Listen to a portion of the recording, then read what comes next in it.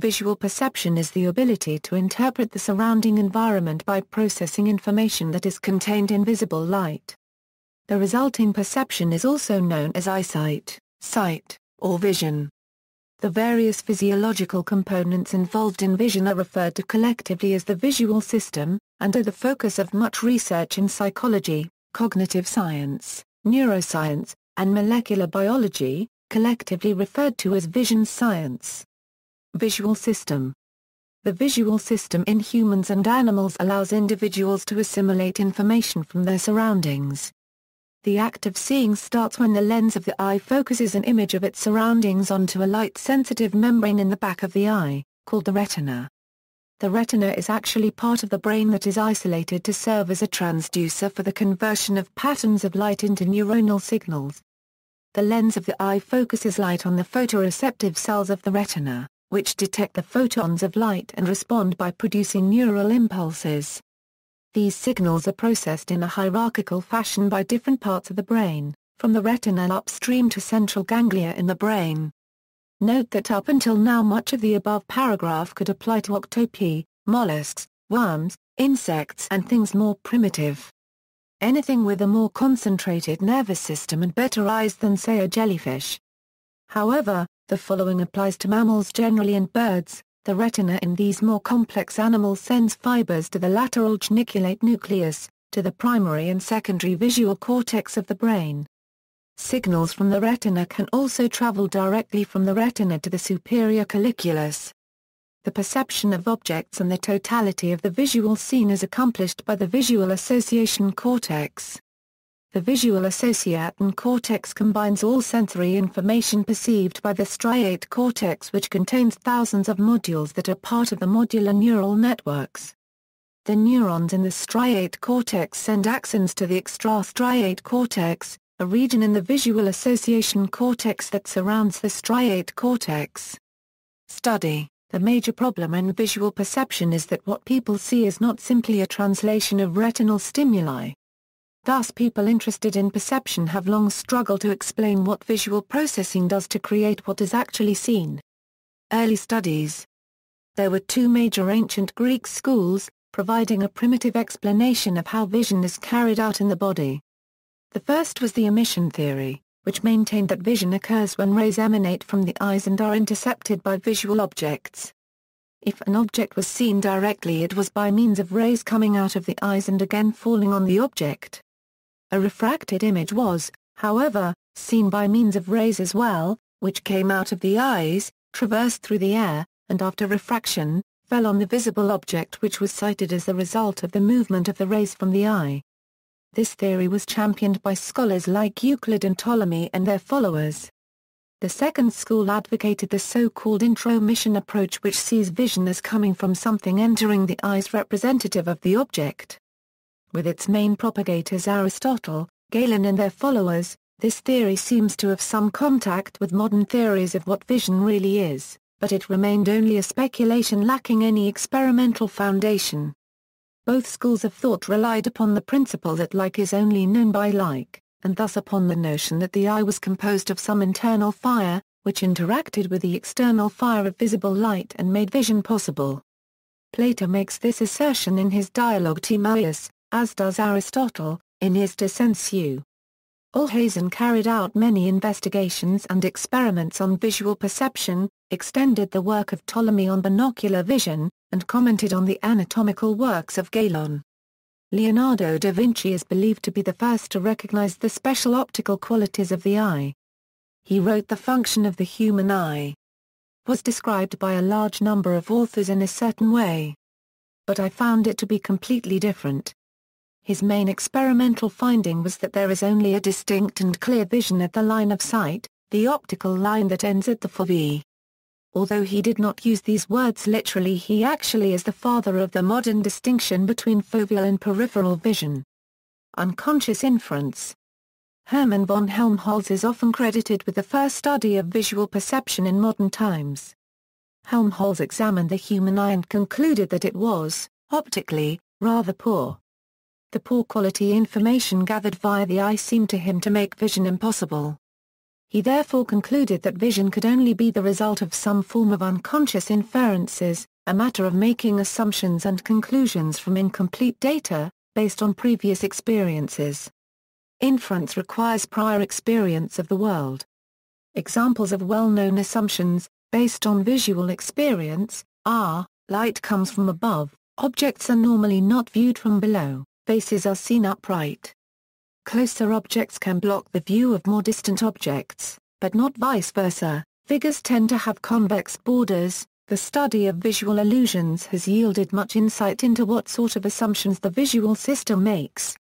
Another type of the unconscious inference hypothesis has recently been revived in so-called Bayesian studies of visual perception.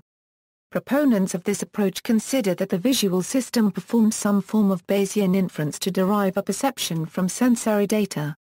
Models based on this idea have been used to describe various visual perceptual functions, such as the perception of motion, the perception of depth, and figure ground perception.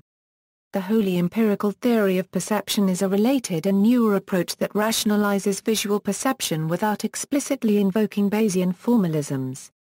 Gestalt theory. Gestalt psychologists working primarily in the 1930s and 1940s raised many of the research questions that are studied by vision scientists today. The Gestalt laws of organization have guided the study of how people perceive visual components as organized patterns or wholes, instead of many different parts. Gestalt is the German word Gestalt that partially translates to configuration or pattern along with whole or emergent structure.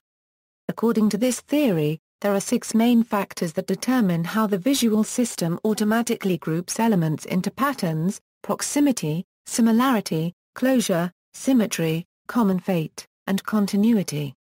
Analysis of eye movement.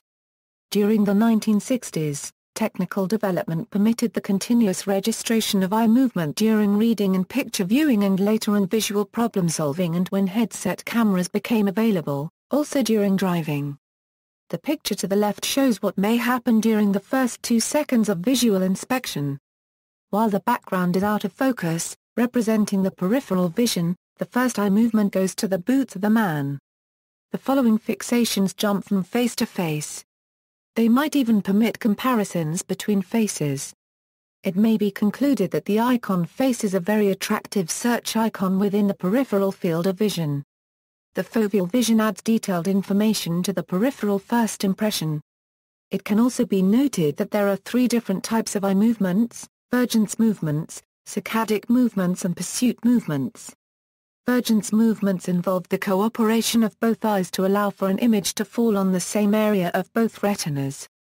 This results in a single focused image. Saccadic movements is the type of eye movement that is used to rapidly scan a particular scene image. Lastly, pursuit movement is used to follow objects in motion. Face and object recognition. There is some evidence that face recognition is distinct from object recognition in terms of visual processing. For example, newborns show a preference for following moving faces within the first 30 minutes of life.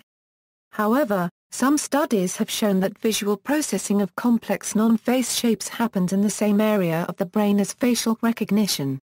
This implies it may be complexity, rather than the face per se, that influences visual processing in a distinct way. The cognitive and computational approaches. The major problem with the Gestalt laws is that they are descriptive, not explanatory.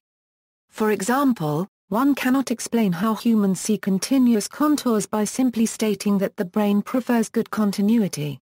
Computational models of vision have had more success in explaining visual phenomena and have largely superseded Gestalt theory. More recently, the computational models of visual perception have been developed for virtual reality systems. These are closer to real-life situation as they account for motion and activities which are prevalent in the real world. Regarding Gestalt influence on the study of visual perception, Bruce, Green and Georgeson conclude, the physiological theory of the Gestaltists has fallen by the wayside, leaving us with a set of descriptive principles, but without a model of perceptual processing. Indeed, some of their laws of perceptual organization today sound vague and inadequate. What is meant by a good, or simple shape, for example? In the 1970s, David Marr developed a multi-level theory of vision, which analyzed the process of vision at different levels of abstraction. In order to focus on the understanding of specific problems in vision, he identified 3 levels of analysis: the computational, algorithmic and implementational levels. Many vision scientists, including Tommaso Poggio, have embraced these levels of analysis and employed them to further characterize vision from a computational perspective. The computational level addresses, at a high level of abstraction, the problems that the visual system must overcome. The algorithmic level attempts to identify the strategy that may be used to solve these problems. Finally, the implementational level attempts to explain how solutions to these problems are realized in neural circuitry. Marr suggested that it is possible to investigate vision at any of these levels independently. Marr described vision as proceeding from a 2-dimensional visual array to a 3-dimensional description of the world as output. His stages of vision include a 2D or primal sketch of the scene, based on feature extraction of fundamental components of the scene, including edges, regions, etc. Note the similarity in concept to a pencil sketch drawn quickly by an artist as an impression. A 2 or 1/2D sketch of the scene, where textures are acknowledged, etc. Note the similarity in concept to the stage in drawing where an artist highlights or shades areas of a scene, to provide depth. A 3D model, where the scene is visualized in a continuous, 3-dimensional map. Transduction. Transduction is the process through which energy from environmental stimuli is converted to neural activity for the brain to understand and process. The back of the eye contains 3 different cell layers: photoreceptor layer, bipolar cell layer and ganglion cell layer. The photoreceptor layer is at the very back and contains rod photoreceptors and cone photoreceptors.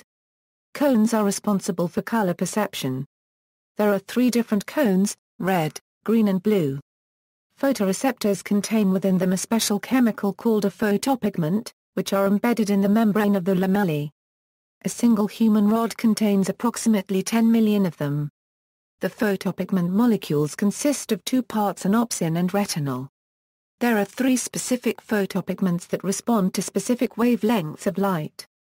When the appropriate wavelength of light hits the photoreceptor, its photopigment splits into 2, which sends a message to the bipolar cell layer, which in turn sends a message to the ganglion cells, which then send the information through the optic nerve to the brain.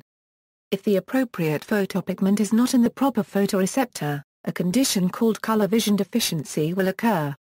Opponent process. Transduction involves chemical messages sent from the photoreceptors to the bipolar cells to the ganglion cells. Several photoreceptors may send their information to one ganglion cell. There are 2 types of ganglion cells, red-green and yellow-blue.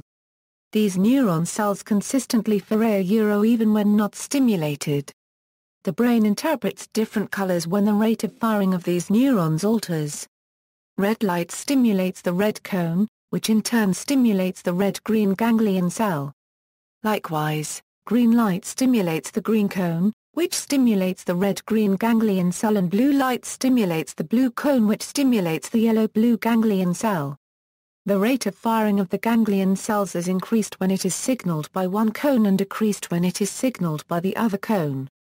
The first color in the name if the ganglion cell is the color that excites it, and the second is the color that inhibits it. That is, a red cone would excite the red-green ganglion cell and the green cone would inhibit the red-green ganglion cell. This is an opponent process. If the rate of firing of a red-green ganglion cell is increased, the brain would know that the light was red. If the rate was decreased, the brain would know that the color of the light was green. Artificial visual perception. Theories and observations of visual perception have been the main source of inspiration for computer vision. Special hardware structures and software algorithms provide machines with the capability to interpret the images coming from a camera or a sensor. Artificial visual perception has long been used in the industry and is now entering the domains of automotive and robotics. See also, vision deficiencies or disorders, related disciplines, references. External links, Visual Perception 3, Cultural and Environmental Factors, Gestalt Laws, Summary of Koslin et al.'s Theory of High-Level Vision, The Organization of the Retina and Visual System, reference info on artificial visual perception, Dr. Tripp's Sensorium, a website dedicated to the study of the human sensorium and organizational behavior, effect of detail on visual perception by John McLoone, the Wolfram Demonstrations Project. The Joy of Visual Perception, an excellent resource on the eye's perception abilities. Vision Science. An internet resource for research in human and animal vision, a most comprehensive collection of resources in vision science and perception. Vision and Psychophysics. Visibility in Social Theory and Social Research. An inquiry into the cognitive and social meanings of visibility.